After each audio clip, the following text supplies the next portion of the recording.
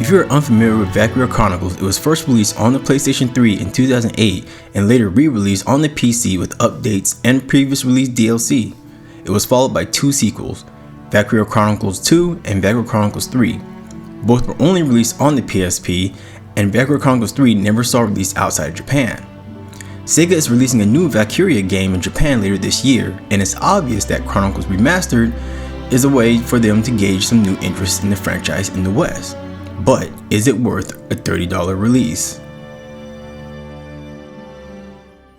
Let's get one thing straight. Valkyria Chronicles Remastered for the PlayStation 4 isn't as much as a remaster as is a $30 port of the PC game. Like the PC version, this edition comes with all the DLC and runs at 1080p and 60 frames per second. If you've never played any Valkyria games, then this new release is a great place to jump in. If you've already played the PlayStation 3 version, then the addition of trophies may be a nice selling point. If you have the game on PC already, then you're not missing out on anything new. Valkyria Chronicles follows a small team of militia soldiers known as Squad 7, led by Tank Commander Welkin Gunther. The year is 1935 EC and war has broken out over land that holds a valuable resource known as Ragnite. This special mineral is used to power homes, vehicles, lights, weapons, and even medical equipment.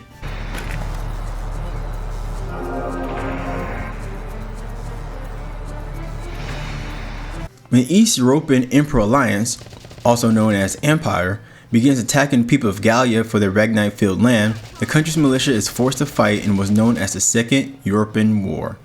If you have ever played the first Valkyria Chronicles game, then you'll be familiar with the Blitz mechanic. This allows the player to make precise, strategic decisions, which in turn allows for more than a point, click, and hope for the best approach. There are two parts to a turn known as a phase. Players will be able to move their characters around freely and attack, call in reinforcements, or give out special orders. One turn is defined as both the player and the AI makes their move. The game has a turn limit, usually set at 20 turns, so it's important to keep up with how many turns have passed. If the player exceeds this limit, they will automatically fail the mission.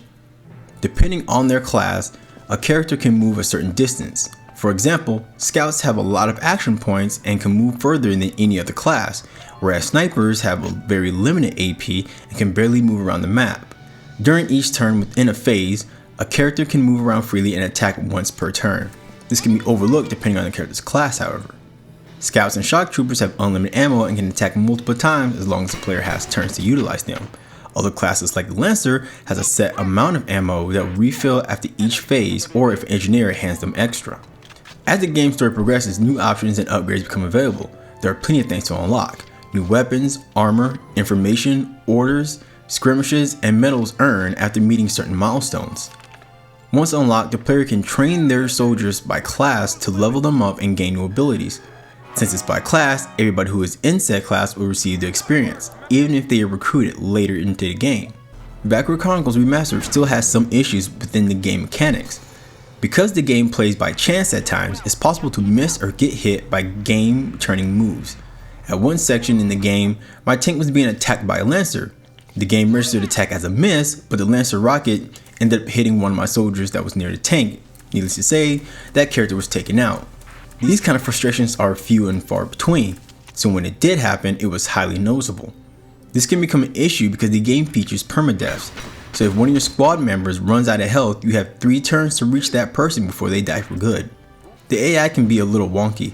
Sometimes it'll play smart and try to flank your squad and force you to change up how you advance. But most of the times it would just run around in circles just to waste turns instead of saving them up. The game is heavily focused on the story. Each chapter of the game is filled with cutscenes and only one playable mission. A few rare chapters will actually have 2 missions to connect cutscenes together. The game's story tries to cover racism, loyalty, and war at the same time and does a decent job at keeping it interesting at first. By chapter 10, the game will have beaten you with the same ideology over and over again to the point where it feels like nothing is actually being said anymore. There are a race of people called Darksons. Most of Europa hates them because they are seen as an inferior race. One of the members of Squad 7, Isara Gunther, is a descendant of this race and is often ridiculed by 2 of her squad mates. At one moment, Largo and Rosie openly show their hatred towards Isara. The next, they make nice with her, and it seems that they learned their lessons about how Isara is no different from them. But a few chapters later, Rosie continues to belittle Isara and her race. The game just can't seem to find the voice it thinks it has. Wilken will often go on about coexistence and nature without actually saying anything.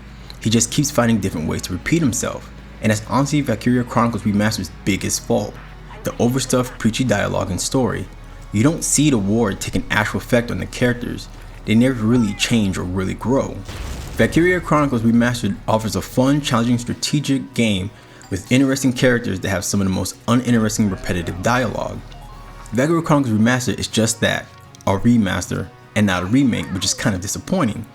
Chronicles could have definitely benefited from an online skirmish mode, or at the very least added Chronicles 2 to spark interest in Chronicles 3 or the upcoming Japan-only Valkyria Azure Revolution. At just $30 however, Valkyria Chronicles Remastered makes for a great addition to the PS4's library and will hopefully convince SEGA to release the rest of the series to the West. We really missed you, boss. Lieutenant, that is.